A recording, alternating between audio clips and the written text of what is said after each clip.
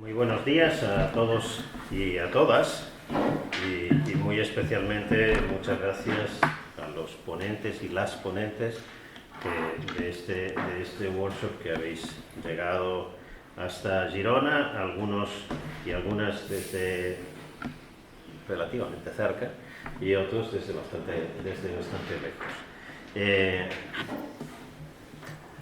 Este workshop sobre prueba en derecho tributario en realidad se puede ver como una continuación de algo que empezamos a hacer hace un año y medio, que es intentar promover encuentros siempre en ámbito de razonamiento probatorio, que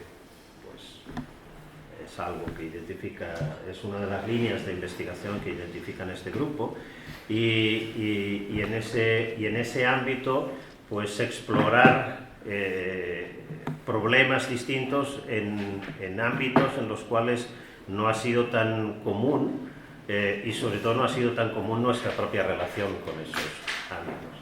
Hace un año y medio lo hicimos con la prueba en el ámbito del derecho administrativo, no en el contencioso administrativo, sino en el procedimiento administrativo, y algún contacto tiene eso precisamente con esta vez que lo vamos a hacer en el derecho tributario o en el ámbito tributario, porque el ámbito tributario también, en realidad, sus problemas probatorios se plantean en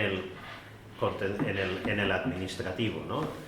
Pero por su propia regulación creo que tiene algunas cuestiones probatorias muy específicas en el ámbito del derecho tributario y algunas normas muy específicas, incluso una proliferación de presunciones, de reglas de facilitación probatoria, etcétera, que son muy particulares del ámbito tributario.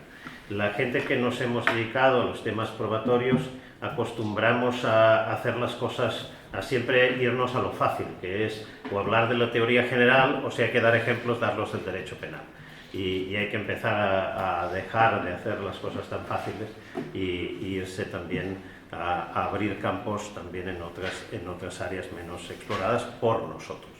Entonces, en línea de intentar tender puentes y aprender también de esas otras áreas, pues hicimos entonces ese workshop en el ámbito del derecho administrativo y el éxito de ello hizo que también viéramos con muy buenos ojos cuando Víctor García Izaguirre nos propuso al grupo organizar este workshop sobre prueba en el ámbito tributario. Así que estamos muy felices de que se haya llevado a buen puerto esa iniciativa. Veremos también problemas que no solo son tributarios en administrativo y en contencioso administrativo, sino también en sus efectos o en su traslado también al propio proceso penal, pero ahora por las responsabilidades penales que en ciertas situaciones puede tener el fraude tributario. En todo caso, iremos desarrollando esto durante hoy y mañana y yo, aparte de intervenir en los debates, como todos nosotros, pues ya me voy a callar y le voy a dejar a Víctor, que es el organizador, que nos presente a cada uno de los ponentes y que ejerza también de moderador de los tiempos y los debates. Gracias a todos y a todas por estar aquí, por acompañarnos, por volver a Girona algunos y por haber venido por primera vez otros y adelante. Bueno, muchísimas gracias, Jordi. Muy buenos días con todos y todas. Vamos a empezar este workshop con la ponencia de la profesora Eva María Gil Cruz. Ella es doctora en Derecho por la Universidad Pontificia de Comillas, profesora de Derecho Tributario en esa misma casa de estudios, es autora de múltiples monografías y artículos, entre ellas Ilicitud versus Irregularidad en la prueba tributaria, y hoy nos va a presentar distorsiones en la apreciación de la prueba como regla de conducta procesal. Eva María, tu tiempo. Muchas gracias, Víctor. Pues buenos días a todos, y no me gustaría empezar mi ponencia sin antes dar las gracias a Jordi y a Víctor por la invitación que me han brindado. Es un lujo poder estar aquí con todos ustedes y bueno, me he sentido muy acogida, muy cuidado toda la organización y solamente tengo palabras de agradecimiento para ambos. Desde el punto de vista tributario, yo no he hecho ninguna presentación de PowerPoint ni nada, porque para bien o para mal, a mí de tributario me parece práctico, y yo creo que hay compañeros míos en la facultad que dicen: mira, tú la asignatura la tienes vendida, porque les puede gustar más o menos, pero tributario, quieras que no es útil, porque todo el mundo tiene que pagar impuestos. Entonces, a mí siempre me gusta ir poniendo como casos prácticos y ejemplos, y es en lo que he basado mi ponencia. Entonces, para estructurarlo un poco de cara a la organización de la misma, vamos a ver por una parte lo que es la prueba ilícita y por otra parte la prueba irregular, y veremos las peculiaridades, las distorsiones, como bien ha apuntado Víctor, que se producen en cada una de ellas.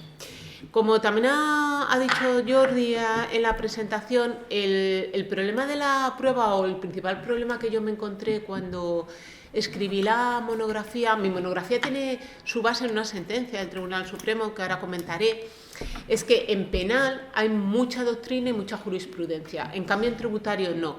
¿Por qué? Porque tributario, si hay delito fiscal que ya rozamos la vía penal, entonces encontramos doctrina, encontramos jurisprudencia, pero a nivel de la vía administrativa es escasa.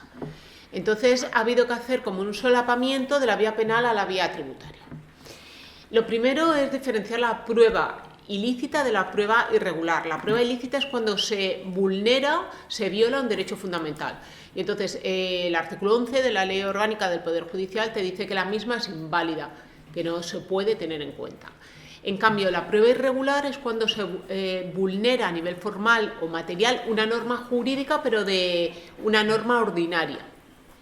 Las consecuencias diferentes. ¿Por qué? Pues porque en el caso de la prueba ilícita, al vulnerar un derecho fundamental, pues no tiene validez ninguna y se anula automáticamente. En cambio, la prueba irregular puede subsanarse, si así lo permite el Tribunal Económico Administrativo de turno o bien la vía judicial.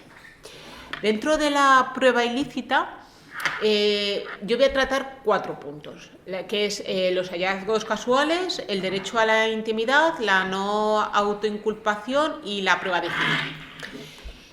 Los hallazgos casuales, yo antes estábamos tomando un café con Víctor y decía: es que yo estoy especializado en el soft law. Digo, anda, pues parte de mi tesis es de soft law. Me parece mentira que yo diga esto viniendo de tributario, donde rige el principio de legalidad. Pero yo considero que, como toda la vida, la rigidez no es buena y siempre tiene que haber flexibilidad. Entonces, en derecho tributario, ¿por qué no? Es cierto que el principio de legalidad es el que rige en derecho tributario, pero el hallazgo casual es un concepto jurídico indeterminado que necesita una flexibilización. Me explico.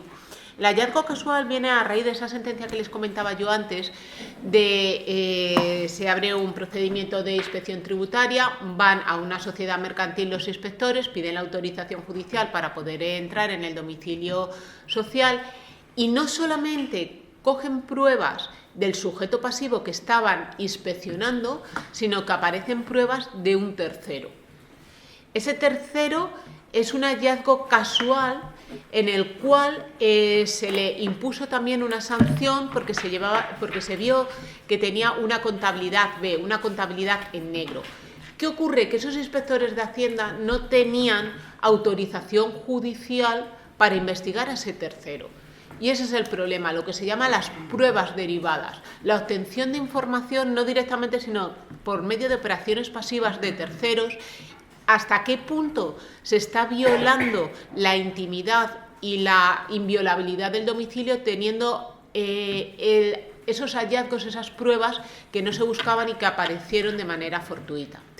Pues el Tribunal Supremo ha entendido que al violar un derecho fundamental como es el derecho a la intimidad y a la inviolabilidad del domicilio, porque el juez autorizó el entrar en esa sociedad mercantil para un fin determinado y no para otro, se trataba de una prueba ilícita y no de una prueba irregular.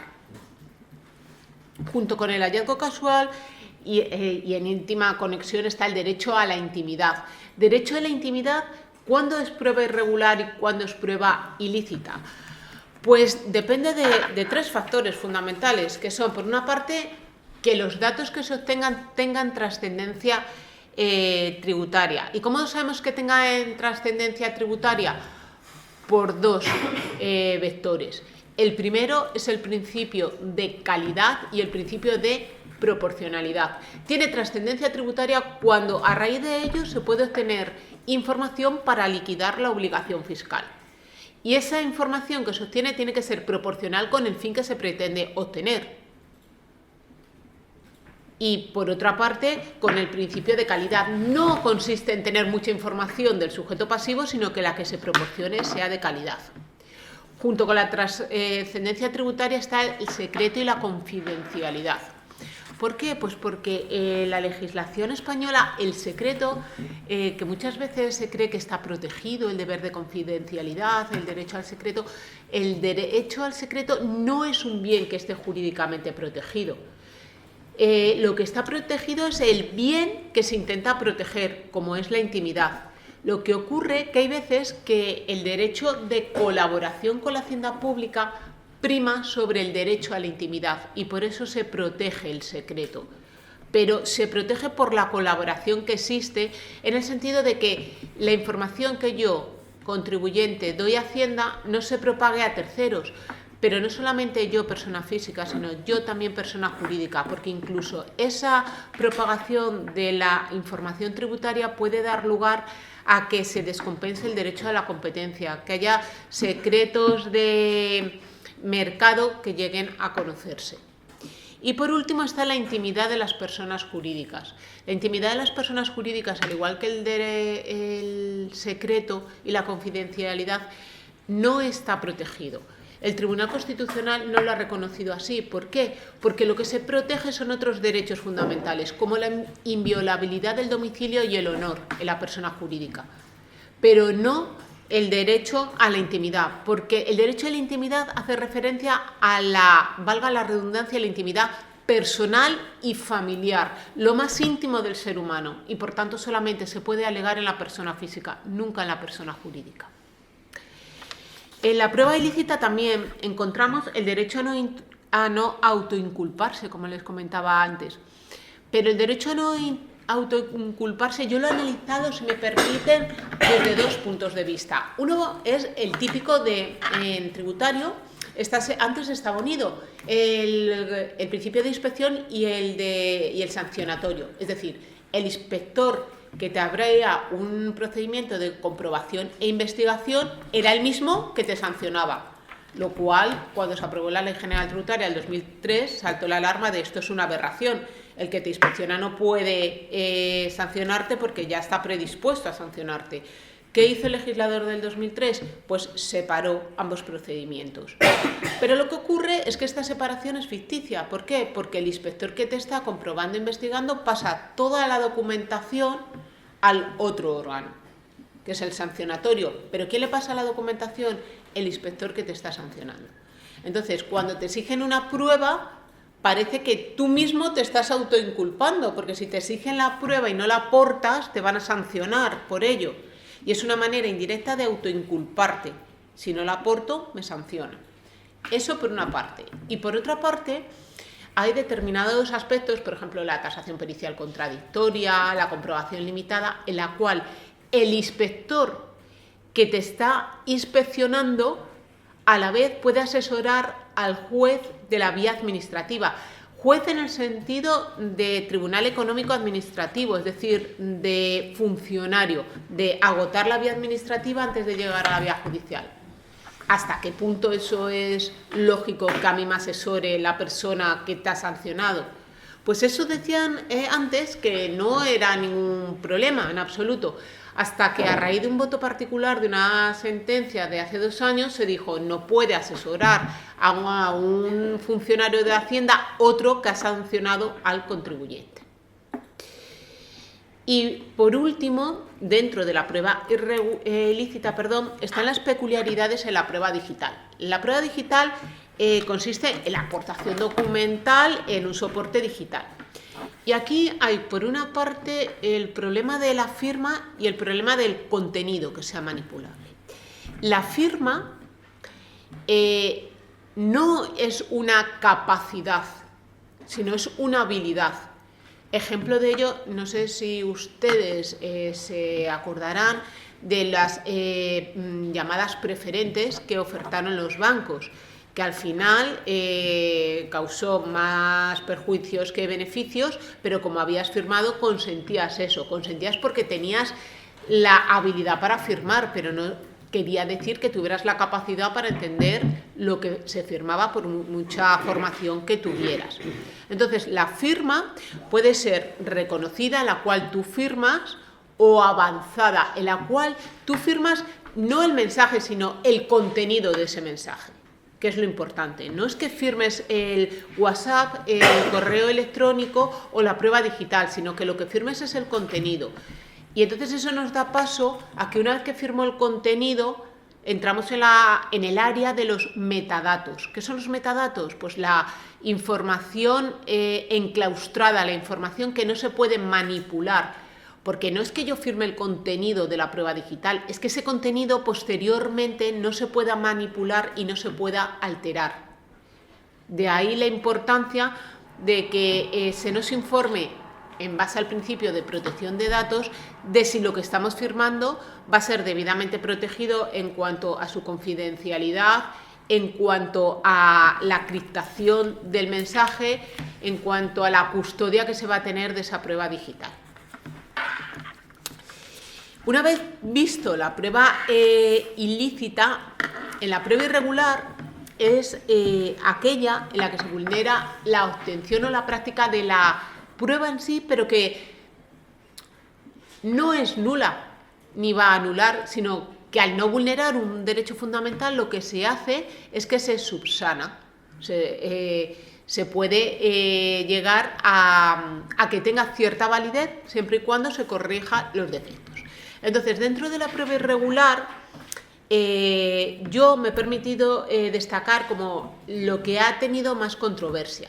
En primer lugar, son las firmas. Las firmas se dan en tributario sobre todo en la parte de la liquidación y la providencia de apremio. Esto antes tenía mayor importancia, pero hoy en día no la tiene tanto porque puede que tú no lo firmes, pero si estás perfectamente identificado por Hacienda, se entiende que prestas tu consentimiento a esa liquidación o a esa providencia de apremio. Con lo cual, el que falte la firma no es un hecho relevante a efectos de la validez de ese acto. Lo mismo ocurre con las fotocopias. El tema de las fotocopias, bueno, pues será válido o no dependiendo de quién tenga que valorar esa prueba, si se puede cotejar con el documento auténtico o no se puede llegar a cotejar. Y lo más trascendental es la ruptura de la cadena de custodia. Junto con las fotocopias y la firma, la cadena de custodia. Este es el segundo tema que en la sentencia del Supremo, que antes le hacía referencia de los hallazgos casuales, también surgió. ¿Por qué? Porque los funcionarios tienen la obligación de la dación de cuenta. ¿Qué es la dación de cuenta? Yo he recabado esta información, he obtenido esta información que no es del sujeto pasivo, sino de un tercero que por casualidad le ha hallado, tengo que dar conocimiento de la misma a mi delegado de Hacienda y al juez para que me lo autoricen y para que la cadena no quede contaminada, que haya una trazabilidad de la misma que sea auténtica y que se respete. Entonces, esto muchas veces no se da importancia, el funcionario lo incorpora directamente al expediente del contribuyente sin dar cuenta al juez ni al delegado de Hacienda correspondiente, contaminándose la fiabilidad de la prueba.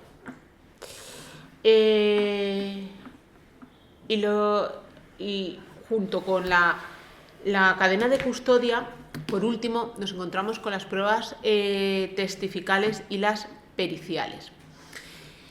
Parece que en tributario la pericial y la testifical no tienen demasiada importancia, pero con una serie de ejemplos veremos que sí.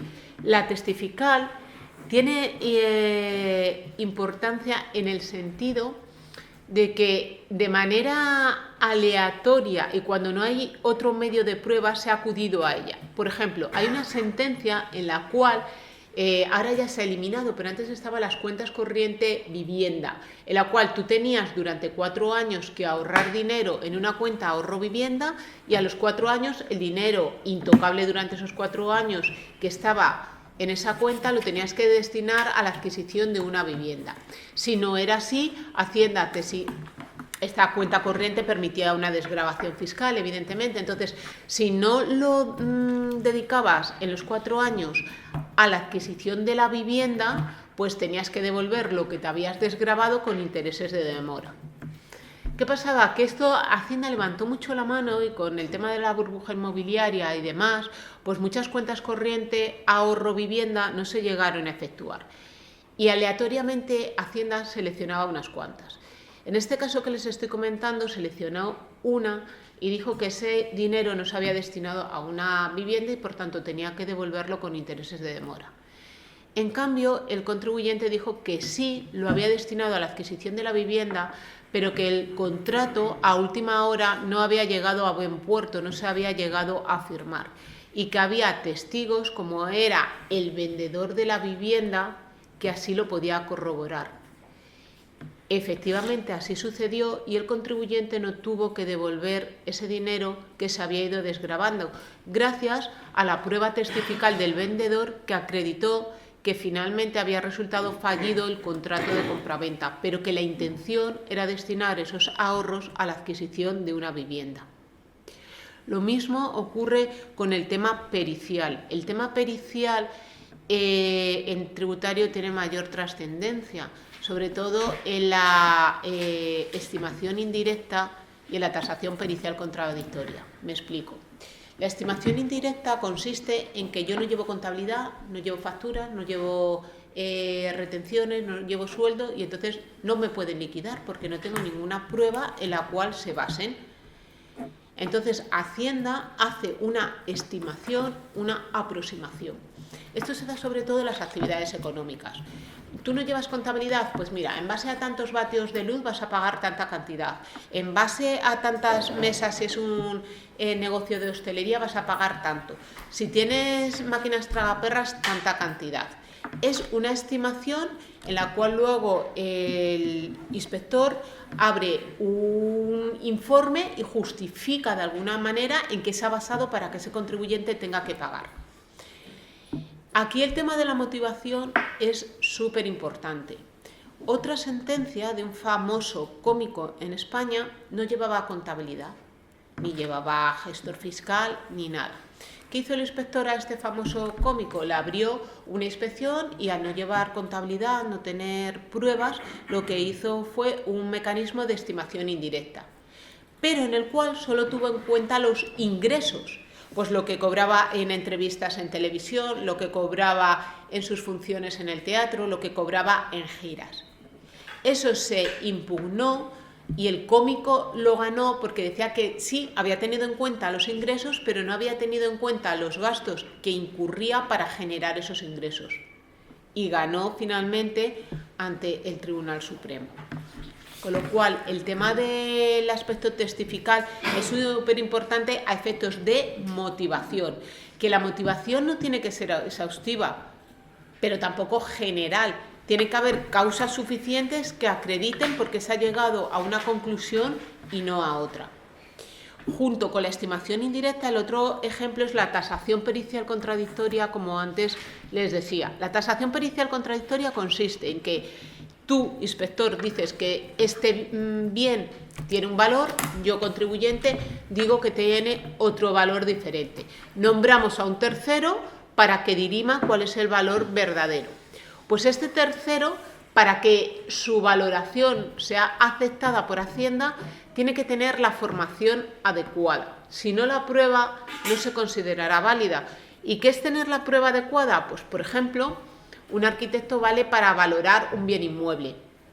un ingeniero agrícola para valorar una finca rústica.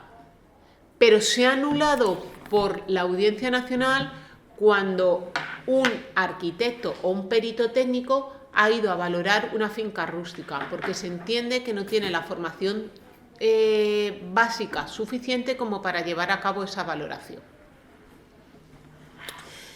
Y finalmente está el tema de la confesión, junto con la prueba testifical y la prueba pericial, está el tema, como les digo, de la confesión.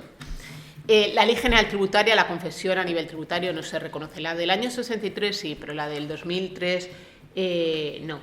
La confesión, si lo solapamos un poquillo, lo podemos transponer a las actas de inspección o a las diligencias, en las que tú, al firmar, prestas tu consentimiento de lo que ha redactado el inspector es verdadero y es real. Tiene que haber un acuerdo de voluntades.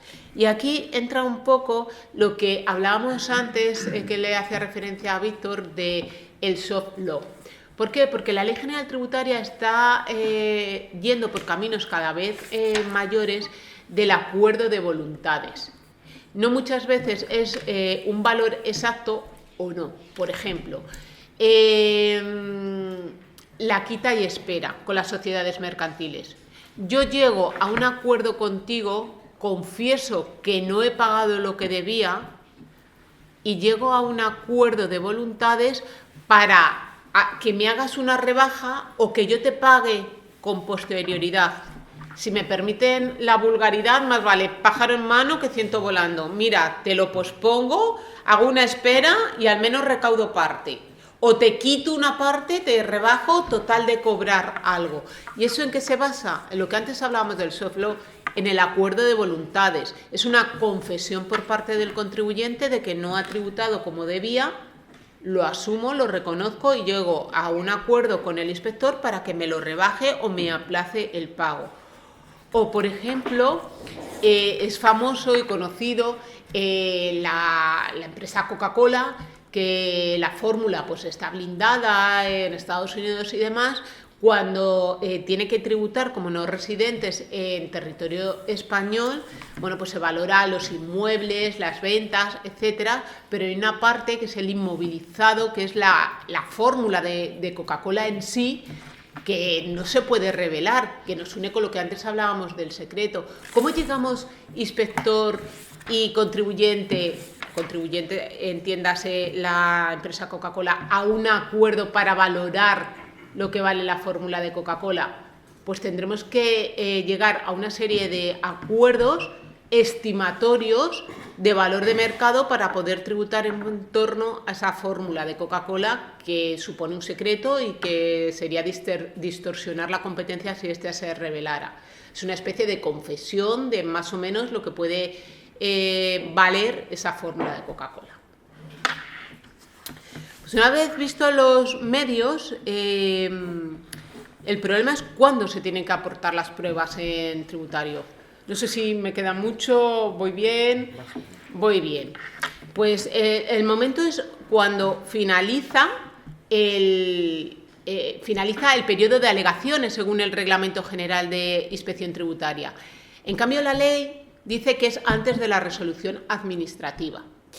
El problema viene en que hay partes que cuando tú alegas no puedes aportar pruebas. Me explico. Cuando te abren un procedimiento de inspección, para que te inspeccionen la contabilidad, te lo tiene que hacer un inspector. No te lo puede hacer un órgano de gestión. Pero antes hay que pasar por el órgano de gestión.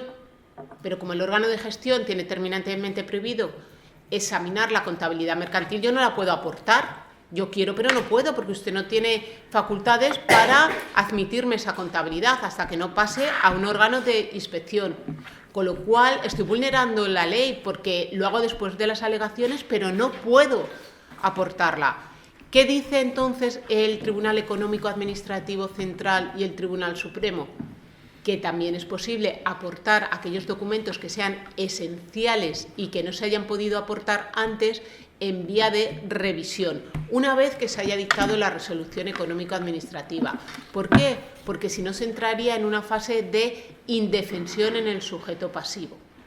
¿Y esto cómo se hace? A través del recurso extraordinario de revisión.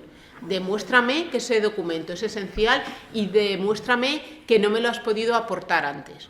¿Qué ocurre? Que no todos los documentos que nos han podido aportar a tiempo son esenciales. Por ejemplo, una sentencia de un tribunal de justicia, una resolución administrativa de un órgano administrativo, no se entiende que son documentos esenciales, por mucho que nos pueda llevar, cuanto menos a mí, de admiración, porque que una sentencia o que una resolución administrativa no sea esencial, Hacienda no lo reconoce como tal. En cambio, un documento esencial es cuando yo, por ejemplo, he pedido un certificado de residencia en otro país y no me ha llegado a tiempo. No depende de mí, es que el otro país no me lo has pedido a tiempo para acreditar que resido en otro país y por tanto no tengo que residir en España. O un certificado de renuncia de parte de la herencia. Hasta que no me la da el notario, yo no puedo aportarlo. Entonces hay que tener cuidado cuando se va a Hacienda de lo que Hacienda reconoce que es esencial como no. Yo creo que igual que cuando pleiteas o litigas y ante un tribunal tienes que, si me permiten la expresión, tener un poco las espaldas cubiertas para saber cuál es la opinión de los tribunales, cuando se acude a Hacienda ante una inspección también tienes que tener las espaldas cubiertas de la opinión que tiene Hacienda. Entonces hay una base que da mucha risa, pero que se llama Petete, pero es la base de datos sí, se llama así, Petete, pero es la base de datos de Hacienda. Entonces hay veces que pones asunto y es documento esencial tal, y quieras que no, ya sabes un poco la orientación que va a seguir Hacienda y no vas un poco a pecho descubierto a ver qué pasa y por dónde, qué opinión va a tener Hacienda o qué posibilidad tengo de que el inspector me diga que tengo razón o que no la tengo.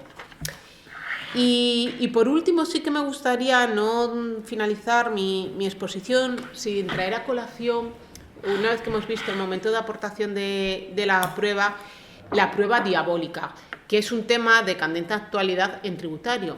La prueba diabólica, que se llama así, es cuando es casi imposible hacerlo por parte del sujeto pasivo. ¿Por qué? Porque se exige al sujeto pasivo que pruebe hechos negativos, lo cual es prácticamente imposible. Porque la Ley General Tributario lo que te exige al sujeto pasivo es que la prueba sea de facilidad y de disponibilidad. Entonces, un ejemplo de prueba diabólica, por ejemplo, cuando se repercute en el IVA, cuando se entrega un bien hay que repercutir el IVA, ¿no? Y entonces al repercutir, pues la otra parte tiene que pagar, lo soporta y tiene que cobrar. Entonces, muchas veces se repercute el IVA, pero la otra parte no me paga.